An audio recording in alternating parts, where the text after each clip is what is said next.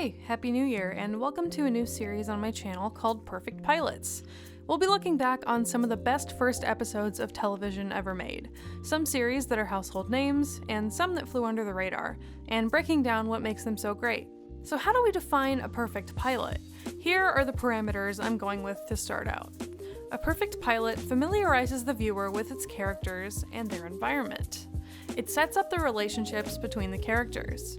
It gives the viewer an accurate preview of the philosophy of the series. It sets the stakes and demonstrates the tone of the series, dramatic, comedic, mysterious, etc.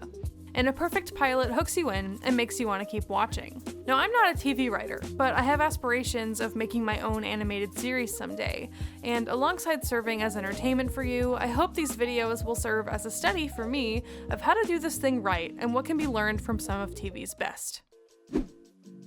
Scrubs is a widely beloved medical comedy drama series that premiered in 2001 and concluded its main story in 2009 after 8 seasons.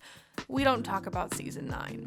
The series is primarily told from the point of view of JD, a medical intern, who often narrates using personal anecdotes, weaving together multiple storylines about the main cast that follow the theme of the episode. Scrubs stands out from other medical dramas for numerous reasons, including its comedic slant, fantastic acting, witty dialogue, daydream sequences, expertly written character arcs, notable guest actors having actually good and meaningful storylines, and being known as the most medically accurate series of the era. The show was created by Bill Lawrence, who would go on to create and produce many more series, my favorite being Clone High, as a co-creator, writer, and executive producer. Scrubs' pilot is called My First Day, and My First Day's cold open strongly resembles the series that would follow, with a voiceover from the protagonist telling us about the inner workings of his mind as he experiences something new or difficult. I guess I get a little goofy when I'm nervous. In the next scene, he walks into the hospital the show takes place in, and the optimistic, earnest music playing in the background comes to a halt as he becomes immediately overwhelmed and admits he's not ready for what lies ahead. And then the iconic theme plays. Exactly 1 minute of the pilot has passed, and we don't even know the main character's name yet, but we have an idea of his personality, the environment the story will take place in, and his headspace in relation to that environment. And thanks to the theme song, we have a peek at the other members of the main cast and the camaraderie they'll experience as the interweaving roles of the hospital thanks to the fantastic choice of theme song lyrics that reflect the thesis of this pilot and the series at large. I can't do this all on my own. Yeah, I lied before, man. I'm scared every second. The scene where we meet Turk acknowledges the cultural and racial juxtaposition between him and JD while simultaneously establishing that they are best friends. Turk's arc in this episode sees him branching out to make new friends in the surgical team, and potentially breaking the streak he and JD have had of living together since they started college and through medical school. We experience JD's sadness and anxiety at the idea of this change, but by the end of the episode, Turk surprises JD with the fact that he's already taken the keys to move in. Turk's character growth throughout the series is one of the more subtle arcs. He's a really consistent guy, and his growth simply comes from pushing himself and making connections rather than some grand adversity. From the beginning, one of his strongest qualities is his loyalty to his loved ones, demonstrated in his relationship with Carla, beginning on the first day, that lasts throughout the entire series, as well as his lifelong bromance with JD. Turk is rarely seen in serious interpersonal drama, and he tends to stay in his lane and focus on the things that drive him. I think this needle's too big. I'm gonna get a nurse. Come on, man. Learn by doing. Learn by doing. He earnestly aims to be the best he can in all aspects of his life, and as he grows from a surgical intern to the chief of surgery, his biggest challenges are confronting his health issues, navigating his career, and becoming a father. And while most of this comes quite a bit later on in the series, we do see his loyalty and drive shine from day one. I will not let this exotic supermodel die. But you're only an intern! So what? We're losing her. Scalpel! This has never been done before! Then watch and learn, Missy. Stop playing God! Who's playing? She's seizing! Paddle! She's not gonna make it! Get a hold of yourself! Clear!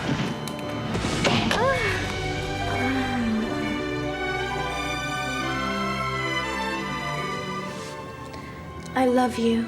I know. Then please. Treat my bunions. Are you awake? They're killing me.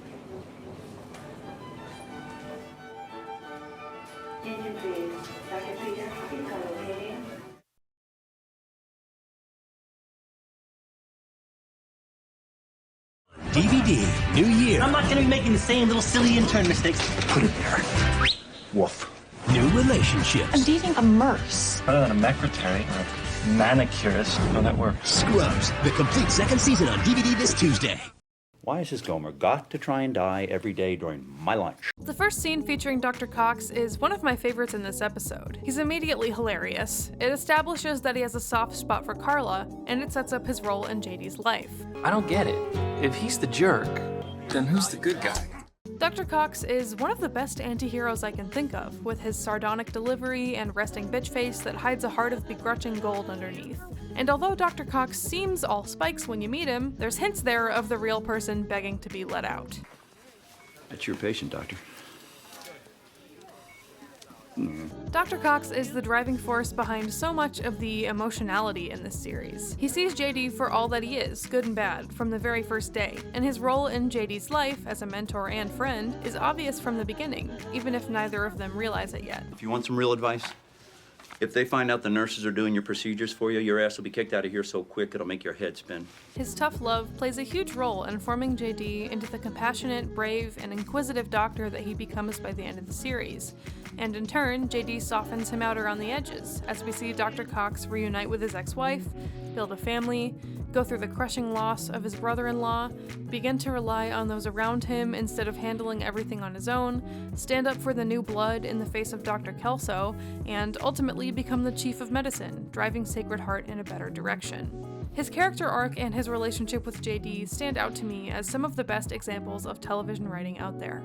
Oh, first day, Bambi. Yeah. Carla will take care of you. Don't look at me when we're moving somewhere. The moment that we meet Carla tells us she's a caretaker by nature. She knows the ins and outs of this hospital, having worked there for 8 years by the intern's arrival, and she's willing to extend kindness to a first day intern, where most of the staff are cold and callous. Carla's relationship with Turk also begins in this episode, where she immediately is demonstrated to have the upper hand in their dynamic. In fact, Carla holds a dominating position in most relationships in her life, whether it's in having the entire staff on her side, in arguments, being one of the only people unquestionably respected by the janitor and Dr. Cox, or taking a lost and flailing JD under her wing. Carla is a prideful woman, quick to offer her unsolicited opinion to others, and also quick to lash out at people when they call her out, whether it's deserved or not. She's been through a lot in her life, working overtime at the hospital and taking care of her sick mother, and it's easy to understand where her defensiveness comes from. However, her default mode of interacting with others seems to be informed by genuine care and connection, which is why it's so shocking to see Elliot sass her on their first interaction. Well, you're certainly furthering the cause by wearing a thong to work and hooking up in the on-call room.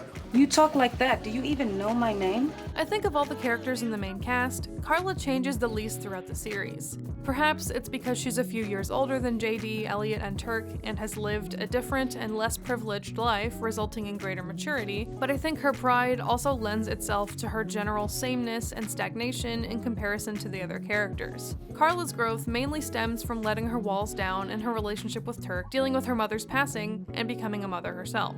And I think Carla's characterization in the pilot is one of the most dead-on and consistent characterizations of them all.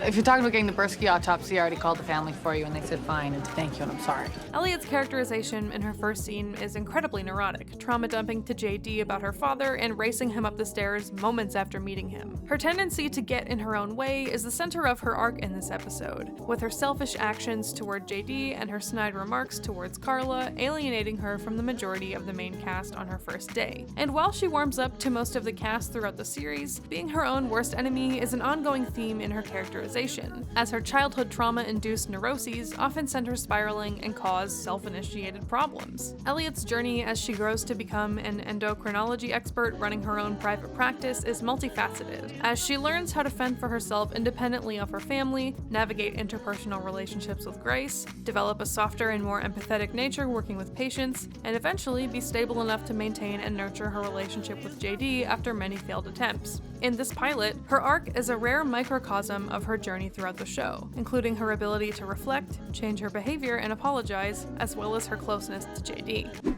There's a new kind of comedy coming to NBC. Don't look at me when we're moving somewhere. 3 new doctors learning by doing. Moving on. Make no mistake, they're not idiots. They're just new. It's a good thing they make surgical masks, because if they didn't, everyone would know that my face is like this the whole time. Scrubs, coming this fall to NBC.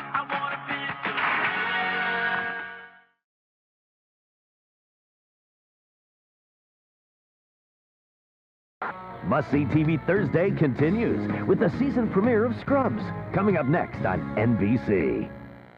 I heard a systolic murmur in your heart, which is most likely nothing. But if you don't let me check you out, I'm gonna worry about you all day. My First Day paints an accurate and sympathetic picture of JD, endearing him to the viewer despite of, or maybe due to, his shortcomings. First of all, while he has great intentions as a medical intern and grows up to become one of the best doctors to ever move through Sacred Heart, he is socially an absolute idiot, and a number of his decisions are driven by fear. He's completely incapable of telling Turk how he feels about them potentially not living together anymore, and he hides in a supply closet when he gets his first code. From the moment he meets Elliot, he can't stop thinking about her. The daydream sequences in this episode emphasize JD's desire for Elliot even as he just begins to know her, and they give us a preview of the silly daydream sequences that will come throughout the series. And while their relationship throughout the show sees a lot of breaking up and making up and dating other people to each other's chagrin throughout, with Elliot seeing 7 different guys, getting engaged, and at one point sleeping with JD's brother, and JD seeing 12 different women in some capacity and even having a baby with Kim Briggs, they always end up back in each other's arms, at one point living together and eventually getting married and having a child by the end of the series. Sometimes, from the moment you meet someone, you just know they're going to change things for you.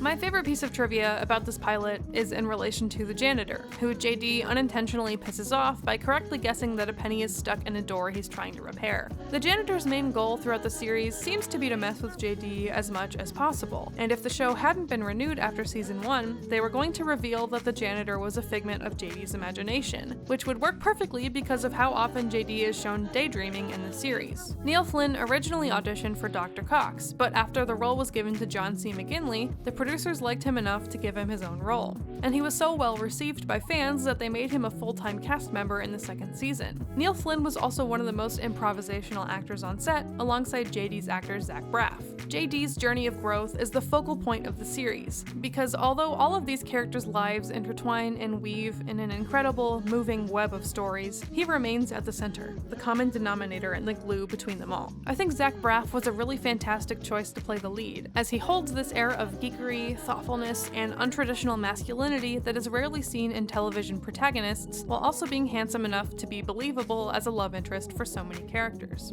The main cast in Scrubs was phenomenal. It's one of those shows where everyone looks like a real person, which you don't see as much these days, and even if their personalities are all neurotic, comedic exaggerations of how real people act, they're all still deeply relatable characters.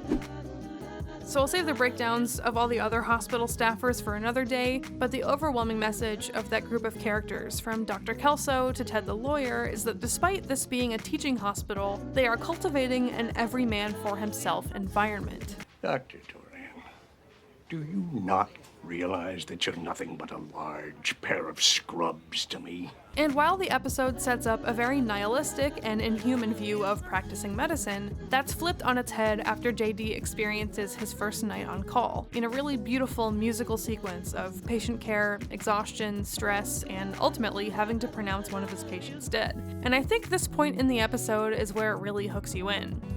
I just wanted to help people. Sacred Heart is underfunded, and a large chunk of the staff is characterized as apathetic, cynical, or exhausted, or a combination of those things. Dr. Kelso's perspective as the chief of medicine is largely based in wringing as much money as possible out of patients and insurance companies. If the patient has insurance, you treat them. If they don't, you show them the door. But the main characters of this series band together and form a found family despite this hostile environment. JD isn't alone in anything he went through that night. Turk is scared. Carla is there for him. Elliot called the family of his patient who passed away, and Dr. Cox, despite himself, pushes JD to face his fears. And the shot of JD leaving the hospital after his first night, as Elliot kisses him on the cheek to finish her apology, and he passes friends and foes, beautifully wraps up our first look at the amazing world of Scrubs. And that's why I think this is a perfect pilot.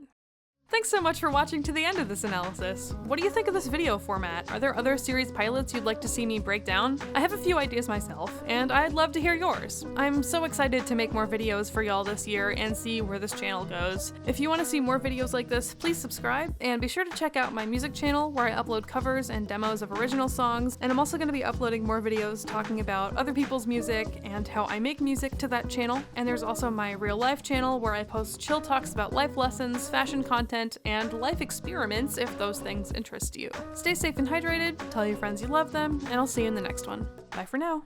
You see, I can't survive on my own. Even now, when I finally get to go home, in the back of my head, I'll know the hospital's still here, wide awake.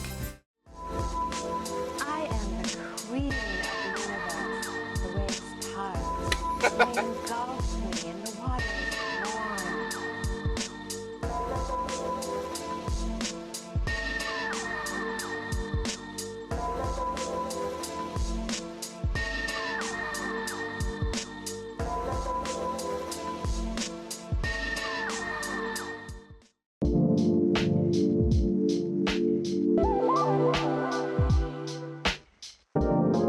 Can I ask you kind of a weird question?